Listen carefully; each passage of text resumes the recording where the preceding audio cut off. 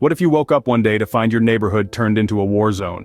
This is a harsh reality for many living in the Israel-Hamas conflict zone. Imagine the everyday life, punctuated by sirens and explosions, the constant fear of being in the wrong place at the wrong time. The ongoing conflict between Israel and Hamas is not just a battle between military forces, it's a complex web of political, religious and territorial disputes. A particularly grim aspect of this conflict is the high number of civilian casualties, especially children. The war has not spared the innocent, with thousands of children reported to be killed in Gaza since the conflict escalated. And amidst all this, misinformation runs rampant. A heartbreaking image of a Palestinian baby killed in an airstrike was dismissed as a hoax on social media, a stark example of how disinformation is being used to manipulate public perception. This war has taken a heavy toll on the civilians caught in the crossfire, their lives forever marked by the horrors of conflict. As the world watches, the question remains: when will peace return to this region? To understand the current situation, we need to journey back through the recent events that have shaped this conflict. Our timeline begins on October 7, 2023, a day marked by terror attacks that escalated the already tense situation between Israel and Hamas. This marked the beginning of the Israel-Hamas war, a conflict that has since spread across the region, affecting countless lives. In the wake of these attacks, major airlines across the globe, including American Airlines, United Airlines and Lufthansa, took the drastic measure of suspending flights to and from Tel Aviv's Ben Gurion Airport. This was a clear indication of the escalating severity of the situation, as the aviation world collectively held its breath in the face of the unfolding conflict. The Israeli Prime Minister, in response to the attacks, declared a state of war and initiated a series of retaliatory attacks. By this point, the conflict had claimed the lives of hundreds and wounded over 1,500 Israelis.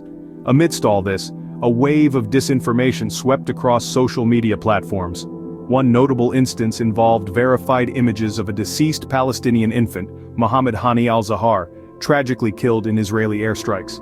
These images were widely discredited as being of a doll, an unfounded claim that only added to the confusion and misinformation surrounding the conflict. Fast forward to January 6, 2024, where we find Ismail Haniyeh, the head of Hamas's political bureau, expressing hopes that the U.S. Secretary of State Antony Blinken will focus on ending Israeli aggression during his visit to the region. Meanwhile, Iran is facing an all-out battle with an enemy actor, as Western nations vow to tackle attacks from Iran-backed Houthi rebels in the Red Sea. This timeline paints a sobering picture of a region in turmoil with no immediate end in sight. The question on everyone's mind is, what's next for Israel and Hamas? As tensions continue to rise, there's a growing fear that this conflict may escalate into a wider regional conflict. The involvement of countries such as Lebanon, Iran, and Iraq could significantly increase the stakes, making a peaceful resolution even more critical.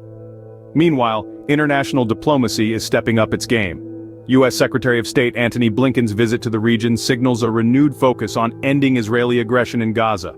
His emphasis on back-channeling to Iran, along with discussions on the Palestinian cause's importance to regional stability, are key elements of this diplomatic effort. The EU's top diplomat, Josep Borrell, also recognizes the need to prevent Lebanon from being drawn into this conflict, calling for change in the Middle East. Such diplomatic efforts can be seen as a glimmer of hope amid the turmoil, hinting at the possibility of a negotiated resolution. However, it's important to remember that the road to peace is often fraught with challenges. As we've seen, living conditions in areas like Deir al-Balah are poor, making any evacuation efforts difficult. This, combined with the risk of an all-out battle with Iran, paints a complex picture of the future. As we look to the future, it becomes clear that this is a conflict with far-reaching implications for the entire region and beyond. In a conflict that has claimed countless lives and disrupted the everyday reality of so many, understanding the situation is the first step towards advocating for change. We've delved into the intricacies of the Israel-Hamas conflict, a multifaceted issue riddled with historical and political complexities. We've traced the recent timeline of events, from the suspension of flights to Tel Aviv due to rocket attacks, to the unfortunate disinformation war that has muddled the waters of truth. We've also looked ahead, discussing the uncertainties and possible future developments. The involvement of U.S. Secretary of State Antony Blinken, his focus on ending Israeli aggression in Gaza and the back-channeling to Iran, all represent significant elements in the unfolding narrative. The distressing civilian casualties, particularly the death of children, underscore the urgent need for a resolution. While we can only hope for a peaceful resolution, it's clear that the path to peace is fraught with challenges. But understanding these challenges is key to overcoming them.